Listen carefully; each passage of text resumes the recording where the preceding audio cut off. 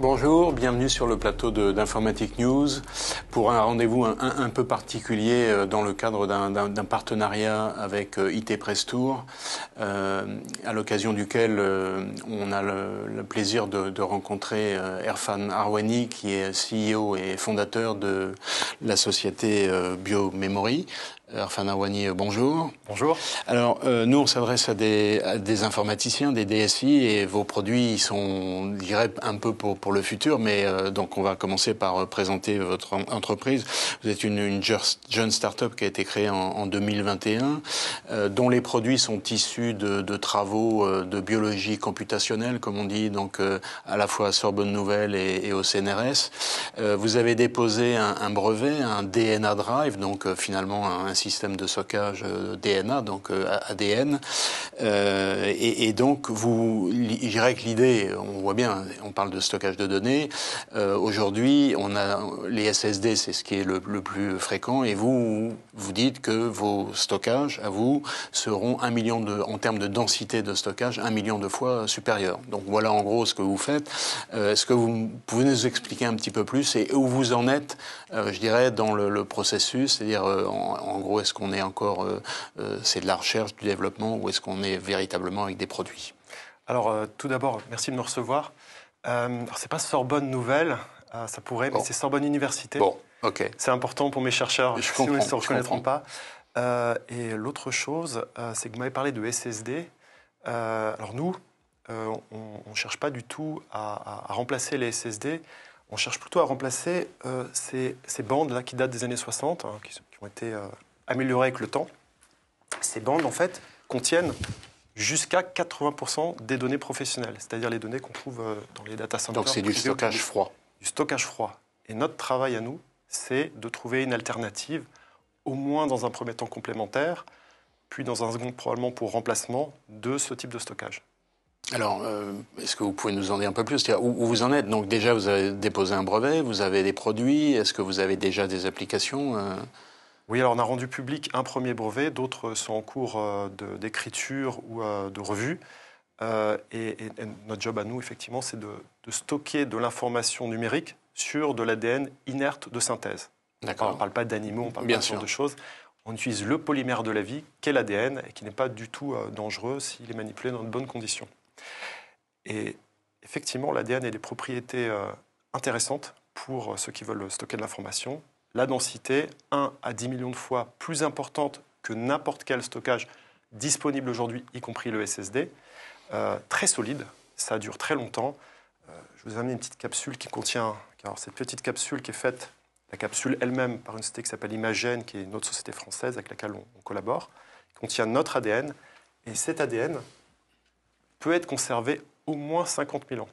C'est-à-dire que l'humanité n'a pas encore 50 000 ans, mais on annonce, preuve à l'appui, que l'information qu'on peut y loger sera conservée 50 000 ans. Ça rend de grands services aux entreprises et au gouvernement, aux administrations, puisqu'on n'a pas besoin de remplacer le support comme on le fait actuellement. La bande que je vous ai donnée, généralement, elle est remplacée tous les 5 ans en entreprise.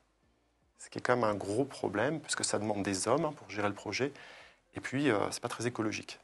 Plus la durée de vie des produits, des CD-ROM, par exemple, on a été un peu surpris qu'ils n'étaient pas aussi longs que ce qu'on avait prévu. Alors vous dites 50 000 ans, bon, j'aurais presque envie de vous dire rendez-vous dans 50 000 ans pour voir si ça marche, mais comment vous pouvez vous engager sur une durée aussi longue? Alors, il y a des expériences de vieillissement qui existent et sur lesquelles on s'appuie, et tout simplement, l'ADN a prouvé, c'est d'ailleurs un des seuls matériaux dont on peut avoir la preuve qu'il résiste au temps, il a prouvé qu'il pouvait être conservé très longtemps s'il est préservé de l'eau, de la lumière et de l'air. Ce qui est le cas dans une capsule, par exemple. D'accord. Mais alors, est-ce que vous avez déjà des produits commerciaux, des applications mises en œuvre? Où est-ce que vous en êtes? Alors non, nous n'avons pas de produits commercialisés pour toutes les entreprises. Par contre, on collabore avec certaines administrations françaises pour proposer des premières preuves de concept. Cette capsule en est un exemple. Elle est issue d'un travail que nous avons fait avec les Archives nationales pour y mettre des exemplaires de la Déclaration des droits de l'homme et des citoyens, de la Déclaration des droits de la femme et de la citoyenne. Alors, on a fait une mise en perspective de ce sujet sous plexiglas. Les capsules sont le produit, le contenu des capsules. Et là, on continue de travailler avec les Archives nationales pour de prochains textes, et cette fois-ci en améliorant notre synthèse de l'ADN. Parce que ce qu'on fait vraiment, c'est de la synthèse d'ADN. On fait vraiment le produit, on n'est pas que des informaticiens ou que des mathématiciens, on crée le polymère. Et donc vous pensez, là pour l'instant on en est à une étape intermédiaire comme vous dites, de proof of concept, mais quand est-ce qu'on entrera dans la phase d'application avec de véritables... Alors d'ailleurs vous utilisez le mot stockage, est-ce que c'est le stockage ou archivage? Est-ce que c'est quoi exactement? Alors, vous posez vraiment la bonne question. Stockage, archivage, effectivement, on adresse plutôt le cold storage, le stockage froid, voire ultra froid. Et en cela, effectivement, les cas d'usage sont plutôt l'archivage et les backups. Troisième copie, par exemple. Où on en est? Où est-ce qu'on va? Aujourd'hui, la production d'ADN, on l'a fait dans notre laboratoire. Donc, ce n'est pas destiné tout de suite à aller en data center, mais nous sommes en train de construire un serveur qui prendra une place réduite en data center et qui ne nécessitera pas de biologiste. Et ce serveur, je m'adresse à des gens un peu techniques, fera 4 U et stockera de l'ordre d'1 exaoctet. Pour vous donner une comparaison avec ces bandes magnétiques qui sont en forte densité, 1 exaoctet, c'est 50 mètres de 42 U. C'est 100 000 cassettes. Et nous, on espère diviser ça par un facteur entier énorme pour que chaque data center puisse stocker ces exaoctets sans occuper des places énormes et surtout sans dépenser trop d'énergie. Et pour aller au bout de ma réponse, on envisage ce serveur donc complètement autonome qu'on peut plugger en data center, racker en data center pour 2030. On prend le long shot, on est en 2022, 8 ans, et on parle encore de science, d'ingénierie un peu compliquée. Et l'idée, c'est de transformer 150 mètres carrés en 4 U. D'accord. Vous dites sans dépenser beaucoup d'énergie, justement. Comment ça fonctionne précisément? Est-ce qu'il faut une source d'énergie, enfin de l'électricité, pour maintenir ça? Ou comment ça marche? Absolument pas. Pour maintenir de l'ADN, il ne faut rien. Il ne faut rien. Je pourrais prendre cette capsule qui contient 100 milliards de copies d'un fichier qu'on a sélectionné et le mettre au fond d'un tiroir. Et il n'y aura pas de problème. Je peux certainement placer la capsule dans un avion. L'avion se crache. Si la capsule survit, il n'y aura pas de problème non plus. Ça résiste assez bien à des températures importantes. Alors, pas 800 degrés, mais 150 degrés sans problème, a priori. Et pareil, des températures très extrêmes, très froides aussi. Donc en fait, on n'a pas besoin, pour conserver la donnée, de ce qu'on a aujourd'hui en data center, c'est-à-dire des températures maintenues entre 14 et 25 degrés, dépendant des data centers, et qui représentent la moitié des dépenses énergétiques de ces salles. Mais alors, l'accès aux données et la copie des données se fait de quelle manière? La connexion, si je puis dire, se fait de quelle manière? Donc ça, c'est une première chose. Et puis la deuxième, c'est que, en informatique, c'est le langage binaire, qu'on connaît, le 0-1. Le langage de l'ADN, c'est les 4 lettres, je crois. TGC, donc, oui. Voilà. Comment on fait pour faire du transcodage pour passer de l'un à l'autre? Alors, le transcodage, c'est peut-être la partie, pas complètement évidente, mais la partie la plus accessible, puisqu'il s'agit d'utiliser des maths et de l'informatique. Il n'y a pas de hardware, il n'y a pas toutes ces choses. Les mathématiciens savent passer de base 2 à base 4 ou à base 8 ou à base 12. Ils savent le faire depuis 2000 ans. Et donc, de ce point de vue-là, on a fait un choix qui optimise la suite, mais c'est juste un choix technique de base. Par contre, l'élément un petit peu plus compliqué, c'est la synthèse du polymère. L'ADN reste un polymère, c'est-à-dire une succession de briques qui sont identiques, et un peu comme les polymères plastiques, mais là on parle d'ADN, donc il n'y a pas du tout de pétrole dedans. Et là, il existe plusieurs technologies, 2 qui sont utilisées depuis assez longtemps. Donc, une technologie qui vient des États-Unis, développée dans les années 80, qui s'appelle la technologie des phosphoramidites. Je comprends que le mot est un peu, à entendre comme ça, un peu compliqué, mais c'est une vieille technologie basée sur la chimie organique avec du pétrole et des solvants. Et une technologie émergente qui a été créée par d'autres Français, DNSCrypt, qui fait de la synthèse enzymatique en se basant sur un composant de la vie qui s'appelle la terminale transférase. Pareil, je ne vais pas rentrer dans les détails. qui sont deux technologies très intéressantes, celles que je viens de vous donner pour faire de la médecine, pour faire de la pharma. Et nous, on a estimé que ce n'était pas forcément les technologies les plus optimisables pour aller faire du stockage froid en data center. Donc on a choisi une voie complémentaire, la voie de biomémorie, qui permet de se passer totalement du pétrole, des solvants, et d'avoir une technologie un peu unique sur Terre. Mais alors, donc, je repose ma question pour l'accès au support. Oui. Comment ça fonctionne et pour la récupération des données? Parce qu'il faut bien des entrées-sorties. Hein, c'est le principe du stockage et de l'archivage. Aujourd'hui, la façon de faire, c'est d'ouvrir cette capsule, de réhumidifier, parce que dedans, l'ADN est sous forme de sable, il est dessicqué, il n'y a pas d'eau dedans, et de prendre une goutte de cette solution et de la mettre dans un appareil qui s'appelle un séquenceur. Les séquenceurs, aujourd'hui, c'est très petit. Hein. C'est la taille d'une clé USB. Ça se connecte à un ordinateur, et ça lit l'ADN d'une traite, et les informations apparaissent dans l'ordinateur. Ce n'est pas plus compliqué que ça. L'appareil est très très compliqué, ce n'est pas nous qui développons les séquenceurs, ce sont des physiciens, c'est vraiment la physique fondamentale dedans, avec de la microfluidique, mais c'est des sujets maîtrisés. C'est ça qu'il faut comprendre, c'est que dans les années 90, on a cherché à lire le génome humain, ça nous a pris 10 ans, ça nous a coûté 2 milliards. Aujourd'hui, je lis le génome humain en 1 heure, et ça me coûte moins de $100, prix liste d'une entreprise. Donc, en interne dans un laboratoire, c'est pas grand-chose. Et un génome humain, c'est quoi? C'est 700 mégas. C'est l'équivalent d'un CD. Mais ça nécessite malgré tout une certaine manipulation. Ça ne se fait pas comme ça directement. Oui, effectivement, ça nécessite aujourd'hui une manipulation, demain pas, parce que nous sommes en train de repackager ça au sein d'un serveur. Ah, d'accord. Tout sera évidemment automatisé. Pas de biologiste sur site, que les techniciens qui sont déjà disponibles et qui sont déjà formés à manipuler du serveur, à racker des serveurs, à plugger des nouvelles machines en data center, mais pas de biologistes en blouse avec des pipettes. Non, surtout pas. D'accord. On est en 2022, vous parlez de 2030. Donc 2030, je traduis ça en début des activités commerciales, si je puis dire. D'ici là, il faut tenir. Qu'est-ce que vous avez comme source de financement? Alors, effectivement, premier produit mainstream en 2030, mais d'ici là, nous avons déjà des clients qui se positionnent pour acheter des produits qui sont intermédiaires, mais qui sont largement suffisants pour les usages. Notamment, on parle de stockage de très petits volumes, par exemple dans le domaine de la crypto.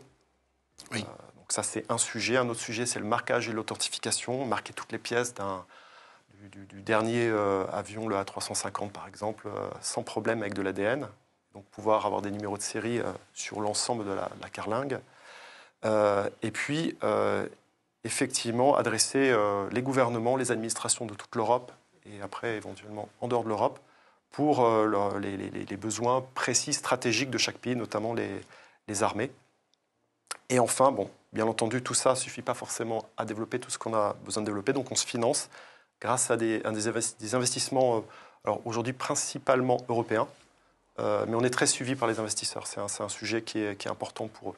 Donc vous avez levé combien d'argent pour l'instant? Alors, vous ne pouvez pas le dire. Je peux. Ce qui est important pour nous, c'est vraiment de parler de produits de science. On considère chez Biomemory que... il faut bien vivre aussi. Oui, on n'a pas de souci, on a ce qu'il faut, on a plus d'investisseurs que ce qu'on peut recevoir d'investisseurs. Mais le sujet, c'est comment j'adresse un client data center, comment je vais aider un DSI qui a cette problématique de stocker 50 000 bandes et de les déplacer tous les 5 ans. Ça, c'est notre sujet. Et effectivement, les investisseurs ont bien compris. On va faire des annonces, bien entendu, parce que c'est important de dire qu'on a ce qu'il faut financièrement. Mais voilà, notre problématique, nous, c'est le DSI du data center. Donc il y a finalement deux sources de financement. Il y a le financement externe avec des investisseurs et puis les activités pré-commerciales, on va dire, avec de grandes entreprises pour les besoins que vous avez évoqués. Des grandes entreprises et des gouvernements. Ouais. J'ai en tête une émission que j'avais vue sur le stockage sur Arte il y a très longtemps. Et ça m'avait frappé, je pense que vous connaissez l'ANDRA, c'est l'agence qui gère les déchets nucléaires.